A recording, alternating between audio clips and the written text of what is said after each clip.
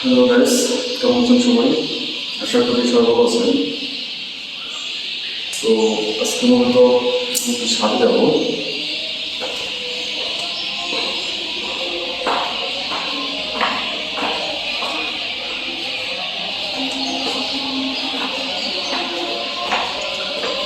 এখন মূলত আমি ছাদে যাচ্ছি বাইরের আবহাওয়াটা নেওয়ার জন্য। দরজাটা একটু লাগাই দিলাম। এখন মূলত সন্ধ্যা প্রায় প্রায় হচ্ছে মনে হচ্ছে। আর আমি যে ছাদে আছি এই ছাদে অবশ্য লোকজন এখন নাই। আর এই ছাদে অনেক লোকজন আসে না বলা যায়, বাসা মালিকও আসে না। তো এই ছাদটা মূলত আমাদের জন্য ফ্রিডম। আর এখানে একটা সুবিধা যেমন আছে, এখানে অসুবিধাটাও আছে। সুবিধা বলতে আমাদের এই ছাদে আমরা সম্পূর্ণ ফ্রি, যখন তখন আসতে পারি, কোনো সমস্যা নেই আমাদের। আর ছাদের পরিবেশটাও মানে অনেক সুন্দর বলা যায়।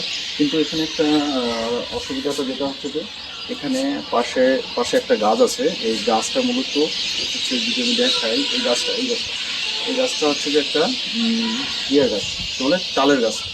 এই তালের গাছে মূলত একটা একটা চিল, মানে চিল পাখির বাসা আছে। এই চিল পাখির বাসায় দুটো চিল আছে, যারা কিনা আপনার হচ্ছে যে কাপল বলে যাদেরকে। তো ওরা এখানেই থাকে, এখানেই বসবাস করে। তো মূলত এখানে ওদের প্রবলেমটা কি আমরা আসলে বুঝি না ব্যাপারটা। তো ছাদে আসলেই দেখা যায় যে ওরা আমাদেরকে ছুঁই দেওয়ার জন্য পাগল হয়ে থাকে। মানে একটু দাঁড়াইলেই কোন দিক থেকে যে হামলা করবে আসলে বোঝা মুশকিল।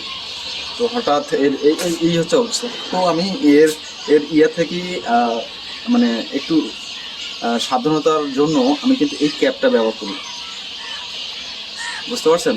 আর এই ক্যাপটা দেওয়ার উদ্দেশ্য হচ্ছে যে কখন কোন দিক থেকে ছুঁই মারবে, মারুক না, আমিও তার প্রোটেকশন নিয়ে আসছি কিন্তু, রাইট?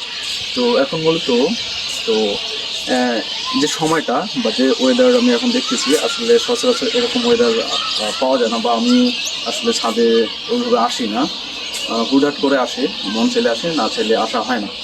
তো পরিবেশ আসলে বলতে গেলে আসলে অনেক সুন্দর, পরিবেশটা অনেক সুন্দর।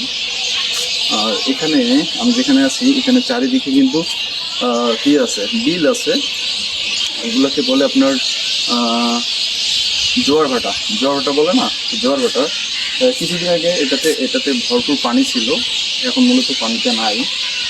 আর পানিটা হয় কি, দেখা যায় যে এই যে এখন যে বর্তমান সময়, মানে সন্ধ্যার একটু আগে, এই সময় পানি জোয়ার ভাটা আসে আর কি।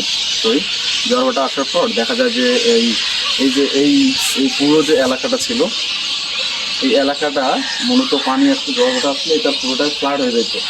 এখন মূলত হয় না, এখন পানিটা অনেকটাই কমে গেছে, এই জন্য আর পানিটা ওইভাবে আর কি করা মানে ওঠে না আর কি। তো ব্যাপারটা হচ্ছে যে এরকমই। আর আমি যদি একটু দেখাই, আমার ক্যামেরা থেকে আসবে কিনা আমি জানি না, ক্যামেরাতে আসবে বোঝা হচ্ছে না। ওই যে ধোঁয়ার মতো দেখা যাচ্ছে কিছু অংশ।